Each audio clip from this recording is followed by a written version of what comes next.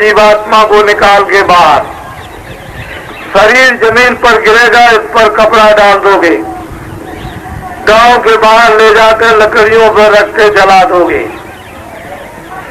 ये मकान और जमीन और घर का सामान और आपके दोस्त मित्र बच्चे जिनको तुमने अपना बनाया था कि मेरे काम आएंगे, वो तो सब ये पड़े रहे। आपको ये बातें खूब समझदारी से समझ लेना है। खेती छोड़ना नहीं, दुकान छोड़ना नहीं, दफ्तर छोड़ना नहीं। पहले खेती, दुकान, दफ्तर का काम करो, बाद में बच्चों की सेवा करो। दोनों जिम्मेदारी को पूरा निभा दो। यही तुम्हारे लिए सबसे ग्रस्त आश्रम का प्रतिपालन है। जब कोई समय काम का ना हो तो आधा घंटा भगवान का भजन, आधा घंटा भगवान का भजन करोगे और आत्म धन जब जमा करोगे भजन के द्वारा, तो चलते समय वो आपकी रक्षा करेगा, मदद साथ चलेगा। बाकी माया की छाया को जिसको आपने अपना बनाया, इनमें से कोई भी आपके साथ जाने वाला नहीं, ना आपकी कोई मदद करेगा। जिस तरह से तुम संबंध गांठ कर, संबंध बनाकर रिश्तेदार कहते हो मेरे रिश्तेदार हैं, इसी तरह से अगर तुम ये समझकर कोई सबसे बड़ी रिश्तेदारी बना ली जाए, जो इधर भी मेरे काम आए उधर भी काम आए, वो कौन होते हैं? ऋषि मुनि महात्मा साधु संत, जो उस परमात्मा को प्राप्त चिल्लाते और विलाप करते हैं, अरे ये जो देख रहे हो बाहर की आंखों से, इसमें तुम्हारा कुछ भी नहीं है, और तुम्हारे अंदर जो जीवात्मा बैठी है उससे तुम देखते, वो सब कुछ तुम्हारा था, उसको तो देखना तुमने बंद कर दिया, उसको तो तुमने देखा नहीं, और ये देखते हो ये तुम्हारा है नहीं, जो तुम्हारा उसको तुमने जाना नहीं।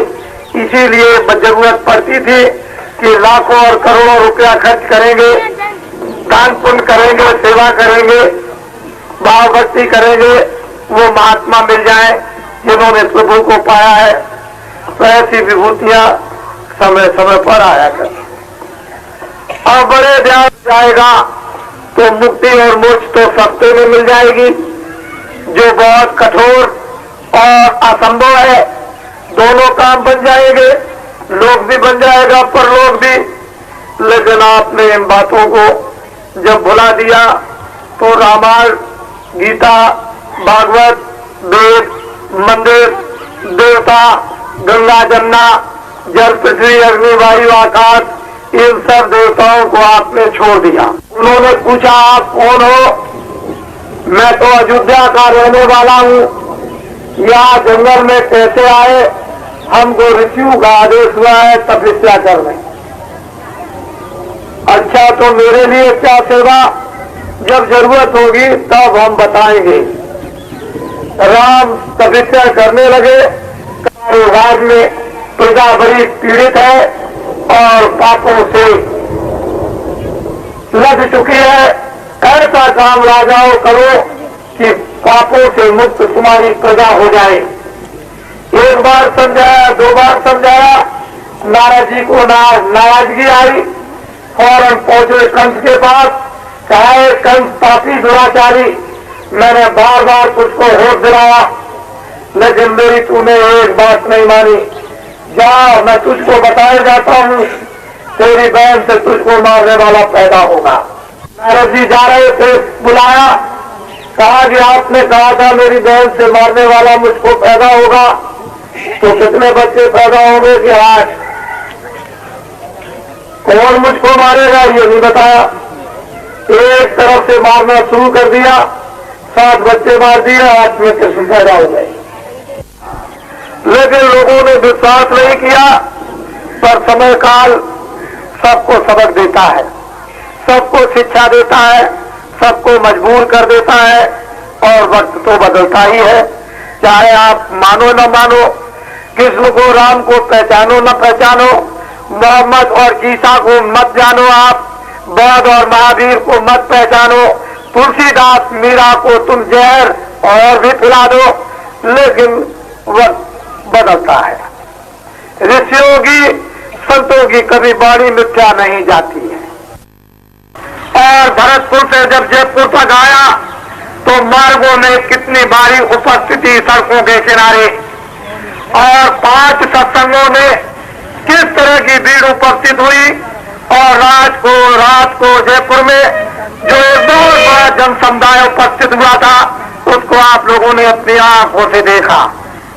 इस काफिले का उद्देश्य यह, वो आपको कुछ बताना चाहता, यह है कि आगे बड़ी तकलीफ, बड़े संकट, बड़े दुख आगे आने वाले हैं। तो सावधान ये काफिला करेगा कि तुम लोग अब कम से कम ये बात समझो। आज से हुक्म और आदेश हुआ है भगवान का कि इंसान आदमियों को ये बता दो कि तुमने बहुत झूठ बोला, धोखे दिए, बेईमानी की, चोरी की, कत्ल किए, तुमने बहुत जानवर और पंछी और आदमियों को मारा, अब इन बुरे कामों को बंद करो। उसने हुक्म दिया है कि न रामायण में लिखा, न गीता में, न वो कुरान में, न बाइबल में हुक्म दिया है कि इनको बता दो कि शराब की बूंद का एक कतरा भी मत पीना। वो मांस मुर्दों मिट्टी को खाने के लिए उसने हुक्म दिया है कि इनको कहो कि इसको अब बंद कर दो। दिन में जाकर खेती का, दुकान का, दफ्तर का काम करे, बच्चों की सेवा करे। इन लोगों से ये कहो कि हिंदू आधा घंटा भगवान का रूपी मंदिर में सच्चा भजन करें। मुसलमान इस जिस्मानी में जिसमें सच्ची खुदा की इबादत करे, और ईसाई इसमें प्रार्थना करें। तीनों जातियों के लोग अगर वास्तव में अपने अपने काम, बच्चों की सेवाओं में लग जाए और आधा घंटा इबादत भजन भगवान का सच्चा करने लगे, तो दुनिया की सारी आने वाली आई हुई तबादत, मुसीबत और ये संकट आपके टल सकते हैं।